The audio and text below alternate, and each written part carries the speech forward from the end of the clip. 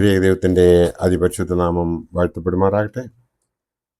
കർത്താവിൽ പ്രിയ വിശ്വാസികളുടെ സമൂഹമേ, നിങ്ങളെവരെയും വളരെ വിനീതമായി പ്രഭാത വചനത്തിലേക്ക് സ്വാഗതം ചെയ്യുന്നു. ഇന്നത്തെ ദിവസത്തിൻ്റെ പ്രത്യേകത എന്ന് പറയുന്നത് ഈ മാസത്തെ 17-ാമത്തെ ദിവസം, ഈ വർഷത്തെയും 17-ാമത്തെ ദിവസമാണ്, വാരാന്ത്യം. ഇന്നത്തെ ചിന്താവിഷയം: യേശു നമുക്ക് വേണ്ടിയാണ് മരിച്ചതെന്ന് വിശ്വസിക്കുന്നുവോ? യേശു നമുക്ക് വേണ്ടിയാണ് മരിച്ചത് എന്ന് വിശ്വസിക്കുന്നുവോ?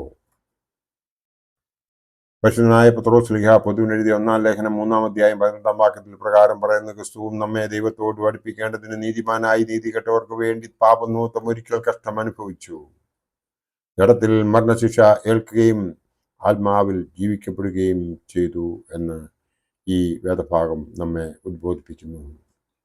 നാം ഓരോരുത്തരും മനസ്സിലാക്കേണ്ടത്, കർത്താവായ യേശു ക്രിസ്തു ഈ ലോകത്തിലേക്ക് കടന്നു വന്നു. അതായത് ദൈവമായിരുന്നവൻ മനുഷ്യാവതാരം ചെയ്ത് പാപികളായി നമുക്ക് വേണ്ടി പാപം ചെയ്യാത്തവൻ ക്രൂശുമരണം സ്വീകരിച്ചു. ആ പാപങ്ങൾ അവൻ ഏറ്റെടുത്തുകൊണ്ട് തൻ്റെ പിതാവിൻ്റെ മുമ്പിൽ നമ്മളെ വിശുദ്ധി ഉള്ളവരാക്കി തീർത്തു. അത് നാം കൃത്യമായി മനസ്സിലാക്കുന്നുവെങ്കിൽ, അവൻ നമുക്ക് വേണ്ടി മരിച്ചു എന്ന് നാം കരുതുന്നുവെങ്കിൽ, അവൻ കാണിച്ചു തന്നതായ വഴിയിലൂടെ നാം ഓരോരുത്തരും ജീവിക്കുമെന്നതിന് യാതൊരു സംശയവുമില്ല. യേശു നമുക്ക് വേണ്ടിയാണ് മരിച്ചത് എന്ന് ആര് വിശ്വസിക്കുന്നുവോ അവർക്ക് ഈ ലോകത്തിൽ സൽപ്രവൃത്തികളല്ലാതെ മറ്റൊന്നും ചെയ്യുവാൻ സാധിക്കുകയില്ല.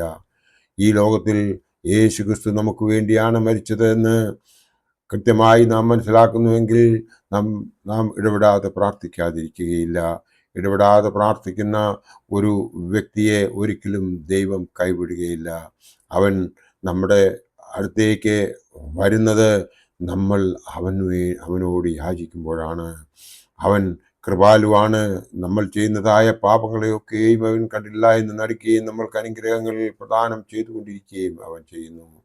അങ്ങനെ അവൻ ചെയ്തു തരുന്നതായ ആ കൃപാവരങ്ങൾക്ക് വേണ്ടി നാം ഓരോരുത്തരും ദിവസവും നന്ദി പറയുന്നുണ്ടോ എന്ന് നാം ചിന്തിക്കേണ്ടതുണ്ട്. നാം ഒരു ദിവസം ICUയിൽ പോയി കിടക്കുന്നുവെങ്കിൽ നമുക്ക് 10,000-50,000 10,000 രൂപയുടെ ബില്ല് നമുക്ക് വരും. അതിൻ്റെ ഒരു ഭാഗം വെന്റിലേറ്ററിൽ നാം കിടന്നതിൻ്റെയാണ്. അതായത് നമുക്ക് ഓക്സിജൻ അവർ തന്നതിൻ്റേതാണ് ആ ചാർജ് നമ്മളിൽ നിന്ന് ഈടാക്കുന്നത്. എന്നാൽ നമ്മൾ ജനിച്ചത് മുതൽ ഇതുവരെ 24 മണിക്കൂറും നമ്മൾ എടുത്തുകൊണ്ടിരിക്കുന്നതായ ഓക്സിജന് നമ്മൾ ദൈവത്തിന് എന്ത് വില കൊടുത്തു? അതവൻ നമുക്ക് തന്നതായ ആ ഒരു അനുഗ്രഹമല്ലേ?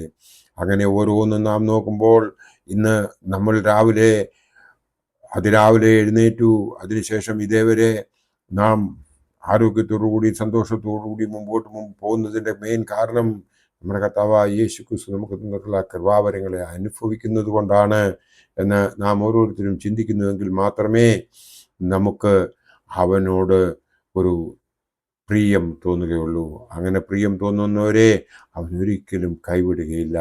അവങ്കിലേക്ക് നോക്കിയവർ പ്രകാശിതരായി, അവർ ലജ്ജിച്ചു പോയതുമില്ല എന്ന് സങ്കീർത്തനക്കാരൻ 34-ാം സങ്കീർത്തനം 5-ാം വാക്യത്തിൽ പറയുന്നുണ്ട്. അത് നാം കൃത്യമായിട്ട് മനസ്സിലാക്കി അവങ്കിലേക്ക് നോക്കുന്നുവെങ്കിൽ നമ്മൾ അനുഗ്രഹിക്കപ്പെടും. അതിന് നമ്മൾ സംശയിക്കേണ്ടതില്ല. അതിനായി നാം ചെയ്യേണ്ടത്, നമ്മളുടെ സഭയിൽ നാം ഏത് സഭയിലാണോ ഇപ്പോൾ കഴിയുന്നത്, ആ സഭയുടെ ചട്ടക്കൂട്ടിൽ നിന്നുകൊണ്ട് മഹാപുരോഹിതന്മാരും പുരോഹിതന്മാരും നമ്മെ ഉദ്ബോധിപ്പിക്കുന്നതായ കാര്യങ്ങൾ മറന്നു പോകാതെ അത് മനസ്സിൽ വെച്ചുകൊണ്ട്, മനസ്സിൽ സംഹരിച്ചുകൊണ്ട്, അതായത് കന്യകമറിയാം തൻ്റെ ജീവിതത്തിൽ ഉണ്ടായ നല്ലതും മോശവുമായ എല്ലാ കാര്യങ്ങളും ഹൃദയത്തിൽ സംഹരിച്ചു വെച്ചിരുന്നവളാണ്. അതുപോലെ നാമും മനസ്സിൽ സംഗ്രഹിച്ചു വെച്ചുകൊണ്ട് നല്ലതിനു വേണ്ടി മാത്രം ചിന്തിക്കുകയും എപ്പോഴും ഒരു പോസിറ്റീവ് ആറ്റിറ്റ്യൂഡ് കൂടി നമ്മൾ മുമ്പോട്ട് ജീവിക്കുകയും ചെയ്യുന്നുവെങ്കിൽ ദൈവം നമ്മളെ അനുഗ്രഹിക്കും. അങ്ങനെ അനുഗ്രഹം പ്രാപിച്ച നമ്മൾ ഓരോരുത്തരും അനുഭവസ്ഥരാണ്. എന്നാൽ അത് എടുത്തു പറയുവാൻ ആരും ആഗ്രഹിക്കുന്നില്ല എന്ന് മാത്രമേ ഉള്ളൂ. അങ്ങനെ നാം അതിനു വേണ്ടിയിട്ട്, നമുക്ക് കിട്ടിയതായ അനുഗ്രഹങ്ങൾക്ക് വേണ്ടിയിട്ട് ദൈവത്തോട് നന്ദി പറയുകയും ഇനി നമ്മളുടെ ആവശ്യങ്ങളെ അവൻ്റെ മുമ്പിൽ അവതരിപ്പിക്കുകയും ചെയ്യുമ്പോൾ ആന്തരികങ്ങളെ തിരിച്ചറിയുന്നവനായ കർത്താവ് നമ്മൾ ശുദ്ധ ഹൃദയത്തോടും ശുദ്ധാത്മാവോടും കൂടിയാണ് നാം പ്രാർത്ഥിക്കുന്നതെങ്കിൽ അവൻ്റെ മുമ്പിൽ നമ്മെ തന്നെ നമ്മൾ സമർപ്പിക്കുന്നുവെങ്കിൽ നമ്മളുടെ എല്ലാ നല്ല ആഗ്രഹങ്ങളും അവൻ സാധിച്ചു തരുമെന്ന് മാത്രം ഈ അവസരത്തിൽ ഓർപ്പിച്ചുകൊണ്ട്, അവൻ നമുക്ക് വേണ്ടി ക്രൂശിൽ കഷ്ടം അനുഭവിച്ചതും അവസാനം അവൻ ജഡം കൊണ്ട് അവൻ കഷ്ടം അനുഭവിച്ചുവെങ്കിലും ആത്മാവിൽ അവൻ സമ്പന്നനാണ്.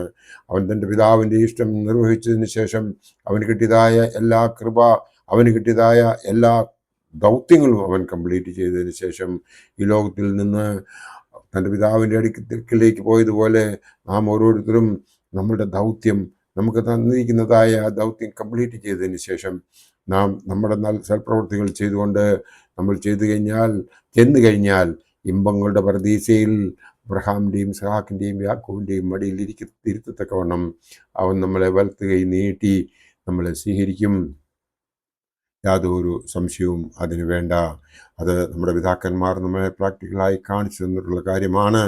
അതിനായി നമുക്കേവർക്കും ഒരു നല്ല ക്രിസ്ത്യാനിയായി ജീവിക്കുവാൻ ദൈവം അനുഗ്രഹിക്കട്ടെ എന്ന് പ്രാർത്ഥിച്ചുകൊണ്ട് എൻ്റെ വാക്കുകൾ ഇവിടെ ഉപസംഹരിക്കട്ടെ.